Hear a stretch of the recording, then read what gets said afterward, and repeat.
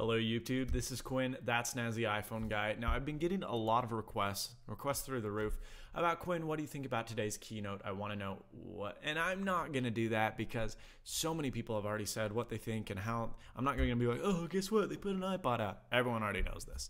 If you don't, welcome to 2010. Go to apple.com and you'll find all the new iPods as well as iTunes 10 and Apple TV. Now, I'm going to go specifically into the topics of why Apple TV and iTunes 10 will not make it. Now, for those wondering, I am buying a Nano. It interests me. I think maybe I'm a little bit nervous for it. I think that because of its tiny size, it could be too small. I think that the interface might be bulky and cumbersome. I watched a video on Engadget and I wasn't that impressed. I'm going to buy one anyway because I know I'll use it for working out. I use my current Shuffle for working out and I love it. But I'm going to get one. I'll make a few videos on it when I get it. But that's that. Anyway, first off, really quick, this video is sponsored by SquareTrade. To save $35 off your SquareTrade warranty, go to www.squaretrade.com/TSIG. Drops, falls, spills, SquareTrade protects your iPhone, iPad, or pretty much any other electronic device that the manufacturer does not. SquareTrade.com. Okay, now for those of you wondering now, why did you do an ad? SquareTrade is buying me an iPhone 4. I know I mentioned this in a video recently, but I will be getting an iPhone 4. I will be getting and starting doing case reviews and stuff like that. I still have my Streak, still love it. I'm still keeping it. It's still going to be my main phone. This is a studly phone. I updated it to 2.1 last night, and I absolutely love it. But that's not what we're talking about. We're going to talk about the new Apple TV and iTunes 10. Now, the new Apple TV, this is why I don't think it's going to work. They call it a hobby. People were making fun of Apple for calling it, or for making kind of a hobbyist device, and Apple even started poking fun at their own Apple TV, saying, well, right now it's a hobby. And they said today that's all changed, and I'm not sure that it is. Now, the device itself is really, really incredible.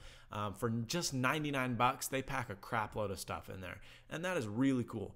Granted, they don't have solid state memory or a hard drive, which is a bit disappointing. It's everything streamed, but here's where things collide, and this is a little oxymoronic. I don't think the interface is that intelligent, and I don't think it's up to our standards, but I also don't think that we're ready for fully streaming content. Now, let me create my argument before you freak out. Now, the Apple TV's interface is fine, but it's not the greatest. I have an Apple TV. We haven't used it in like 2 years. I updated it to the latest one today just to kind of see what was going on. And, it's cool, but it's not. It really is more of a hobbyist device. It's like the Roku, like the Boxee. They have their dedicated fan bases and their user base, but it is a very niche market, and I'm not sure that Apple will be able to change that. This isn't really mainstream. And there's two reasons I think that it's kind of still a toy. First of all, the price is good. That's the reason it will sell. That's the reason people will buy it. And the second reason, and thank goodness they got that, is Netflix. Netflix is really cool. They're great for streaming content. Most of it is in HD, some of it is, but it's not the greatest quality, but 10 bucks a month, unlimited data to consume. That's good stuff. Netflix is really killer, and had Apple not gotten Netflix on the Apple TV, they would have been in big trouble, and the Apple TV would have for sure been a failure. Now, they also allow you to stream movies from iTunes. Now, they also allow you, of course, and as always, they allow you to stream your movies, music videos, all from iTunes on your computer. And that's nothing different. The Apple TV has been able to do that for years. Now, the Apple TV also now allows you to stream video. This is cool because for $3, $4, you can get an HD movie. Now, this is where things start to collide. $4 and $5 for a newly released rental, one time, that's it. It's a little high, if you ask me. Right now, granted, let's take things into consideration. You can pick up a cheap Blu-ray player right now for about $100. You can get a pretty decent one for $150. So let's say that for the same price, you can get an Apple TV or a Blu-ray player. Which one are people going to buy? And I'm going to have to lean towards Blu-ray, and I'll tell you why. Because even though Blu-ray, the physical discs themselves are more expensive, Blu-ray will succeed in, this is kind of a tough argument because physical media is dying. I won't deny that. I do think digital is going to be the world, but I don't think we're quite ready for it yet. I know my parents, my mom and dad, will go down to Blockbuster and pick up a Blu-ray rental for $3 and bring it back because the physical Blu-ray rentals in 1080p are better quality on a 73-inch TV than streaming from Netflix and streaming from the Apple TV. Right now, you get 720p content on iTunes, and it's fine. It's actually pretty good, but it's not quite as good as a Blu-ray. Now you're thinking, well, most people don't care. Most people are still using DVDs, and so HD videos are great. And here's my argument to that. $4 for a one-time rental is pretty expensive. You can go to Blockbuster and get a Blu-ray rental for 4 days for $2.99. And you can go to Redbox and get one for 99 cents. Now, that granted, that's DVD. The Blu-rays are still, though, they newly added Blu-rays to the Redbox, and Blu-rays are $1.99. So that's half the price of a movie on an Apple TV. And all I do is get in my car and drive for a minute to McDonald's. I don't think that people are going to take for that, especially if they have a slow connection. And by the time this has enough buffer to start playing, they could have already gone to McDonald's, come back, and thrown the Blu-ray in. So I'm not sure that it's viable yet. I think the UI is really pretty mediocre. I wish they would have made a very iOS-like interface with apps, and maybe they give you a touch-sensitive controller or the Magic Trackpad where you could navigate through the Apple TV with this. Now, right now, it's just basically front row in a box stuck on your computer or on your TV. And right now, I have that. It's called TV. So I don't know if it's going to take off, and I think next year we'll be laughing about the Apple TV and how we thought it was so cool today. In a year, I bet you none of you use your Apple TVs that you buy, and I bet you in 2 years the Apple TV will be dead, it'll be discontinued, it'll be gone. So I just don't think the price is right for the content you're getting, and I think in the long run, physical media is still the best choice. So that's my thoughts on the Apple TV and why it will die.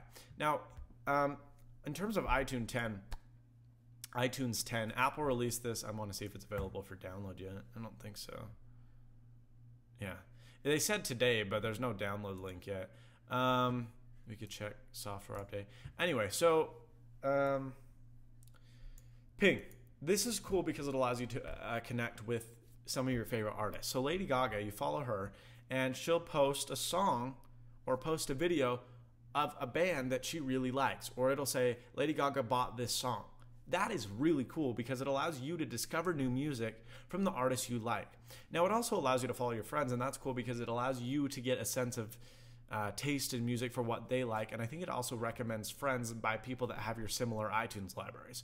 So maybe I'm wrong, but if it does, that's cool because you can follow people. They may be total strangers, but if you have almost the same library, when they add something, chances are you're going to like it. So that's cool. Now, here's the problem. A lot of people, no, it's not available yet. A lot of people do not buy music from iTunes. I'm one of them. I used to buy from Amazon MP3. Now, I will either torrent it, which I do if I'm not familiar with the artist. I'll go and torrent it, and if I like it, I go out and buy the CD. But I still do. I buy CDs. I'll go out to Walmart and spend $13 on a CD because I want a physical CD. And the question you may be asking, well, why, is I can then rip them to iTunes at a higher quality.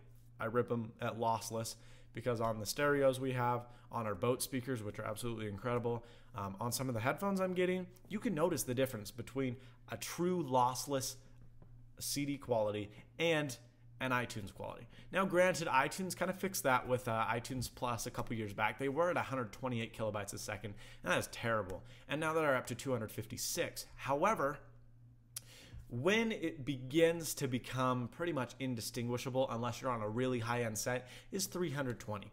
So there is still a bit of a hazy spot where you can hear, all right, this was bought from iTunes.